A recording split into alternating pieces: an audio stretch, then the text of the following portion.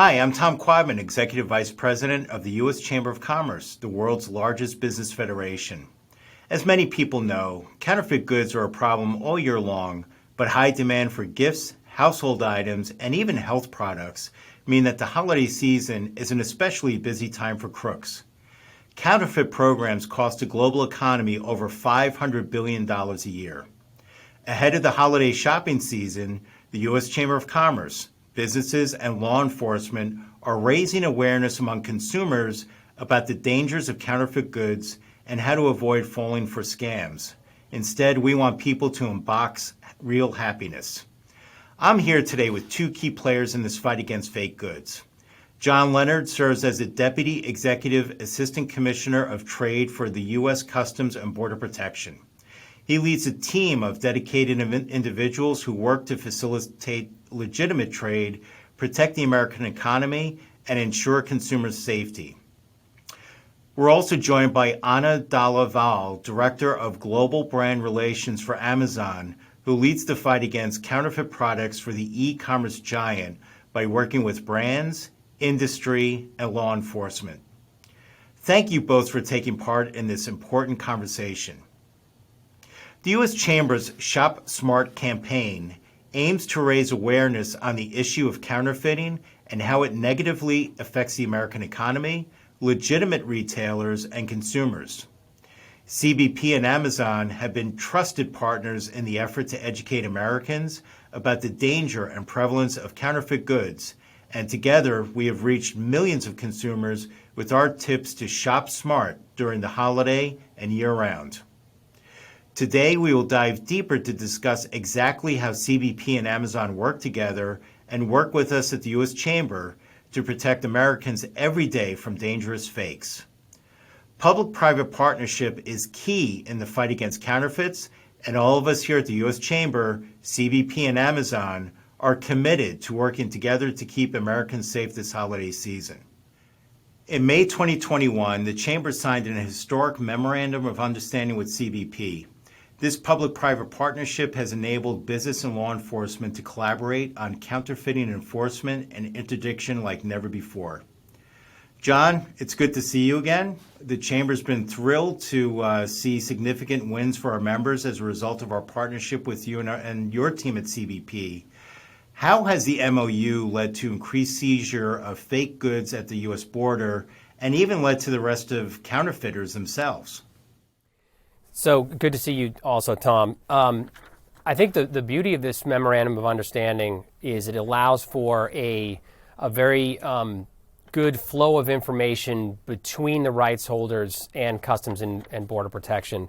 So by means of this exchange, we can get actionable intelligence that we can get right to our field people in order to make the seizures, right? So that interchange really is invaluable, and it's broken down a lot of barriers that normally would be in place. It made it a lot easier for us to communicate directly with the companies and get great results for them and the American public. So, John, CBP has many ongoing public-private pilot projects, including a program focused on catching the incredible amount of fake goods entering the country via small parcels. While we all know, right, e-commerce is an enormous accelerator for our economy, it's also led to a massive increase in the number of small parcels that CBP encounters at ports of entry every day. So, from your vantage point, how is CBP adjusting its tactics to find and seize fakes in small parcels? And can you tell us a bit more about your pilot project focused on the issue? Sure. So you're absolutely right. The amount of small parcels coming into the country has just exploded in the last really 10 or 15 years, to the point now where we're getting about 2 million small parcels a day, almost 700 million per year. And the only way we make sense of it, the only way we really get our arms around the problem is to get advanced information on what exactly are in those boxes and parcels and envelopes. And so we've undertaken a couple of pilots over the last 3 years that have been very, very successful, certainly in terms of the numbers of packages that we've looked at. So One of the pilots is called the Section 321 data pilot. And the unique thing about that one is we're actually reaching out to entities that we normally don't regulate, such as the online platforms, including Amazon. And we're able to get pictures of what's in the parcels. We're able to get URL information, what the good is actually meant to be or is sold for. Just a lot of great information. And in fact, last year alone, we got over 162 million parcels came through as part of this pilot. Got great information to our officers that were able to look at what items we want to examine and possibly seize, and then release the ones that are compliant, like the non-counterfeit items, et cetera. So it's been very, very successful. Anna, it's great to see you. What can you tell us about the important work being done by Amazon to increase information exchanges between entities in the private sector or with law enforcement? And how are these exchanges helping to better protect consumers from fakes? Hey, Tom, great to see you as well. And thank you for this very important question. Really, information exchange is so important if we're ever going to get rid of this problem at the supply chain level. Both for counterfeit and bad actors, we need broad collaborative engagement across the public and private sector. I think government and law enforcement play a critical role here, or how we can interdict this fake shipment, prosecute these bad actors, and hold them legally accountable. And so we really value our engagement with our public sector counterparts like CBP. In fact, we have a few programs together with them. The Notice of Seizure program, where CBP allow us to be notified when they intersect a shipment that is destined to our fulfillment centers. Also, the 321 data pilot that John mentioned, which has allowed us to meet with CBP periodically and really discuss what are the most important data points that we can share.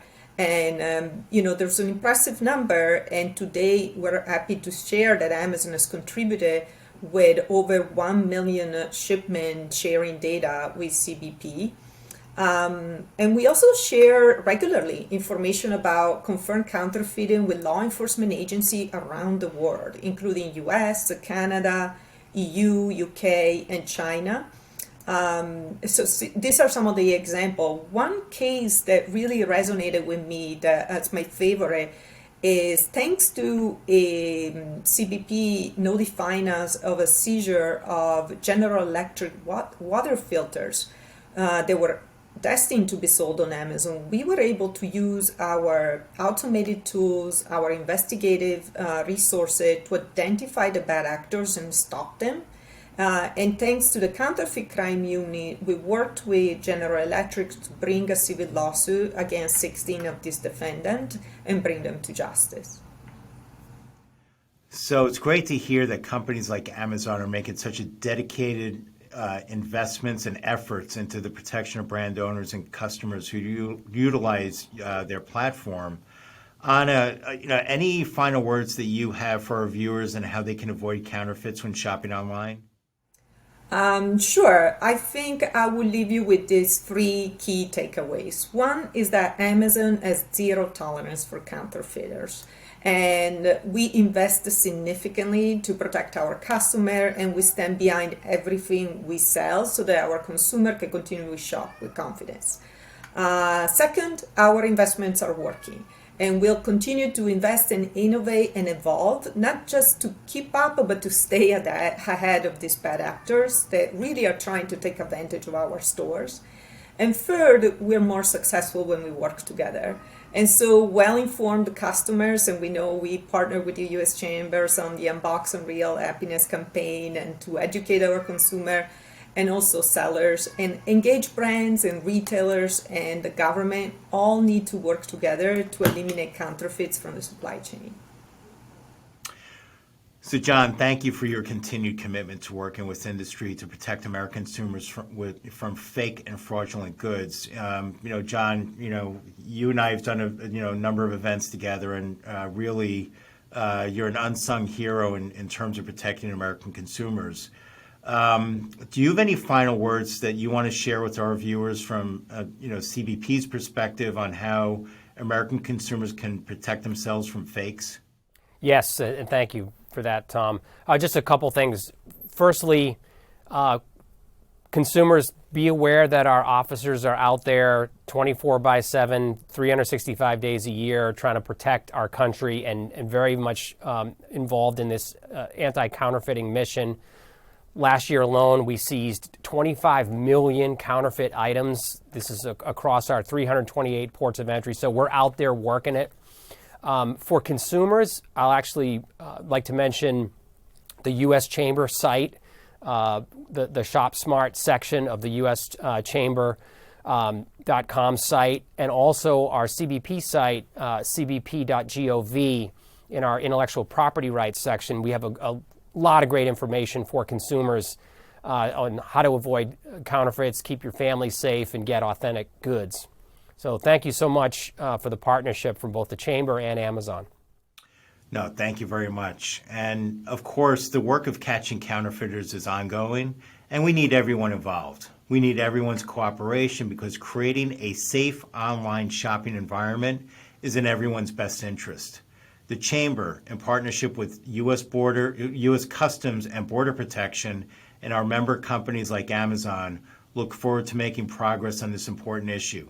Thank you, and have a safe and happy holiday season.